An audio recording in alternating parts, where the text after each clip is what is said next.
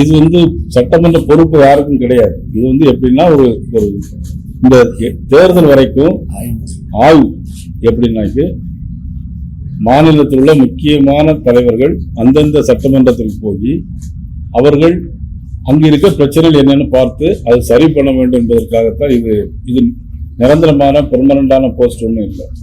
எல்லாருக்கும் ஒவ்வொரு பொறுப்புக்குள்ள 4 தொகுதி 5 தொகுதி பொறுப்பு கொடுத்துருக்கோம். வழக்கமாக இப்போ புரட்சி தலைவர் அம்மா இருக்கும்போது நான் எனக்கு 5 மாவட்டம் கொடுத்துருந்தாங்க. புதுக்கோட்டை, சிவகங்கை, கிருஷ்ணகிரி, தருமபுரி, வேலூர். எங்களுடைய வேலை என்ன, அங்கே போய் என்னென்ன பணிகள் இருக்கு, என்னென்ன செய்யணுங்கிறத பொறுப்பு. ஆக இதை ஊடகத்தில் மீடியாவில் பெருசா போட்டு அவர் ஒண்ணுமே சொல்லலை. அவர் என்ன சொன்னார்னா, அவங்களுடைய அப்பாவுக்கு உடம்பு சரியில்லை, அதனால அடுத்த முறை நான் எல்லா நிகழ்ச்சிக்கும் போறேன் அப்படின்னு சொன்னாங்க.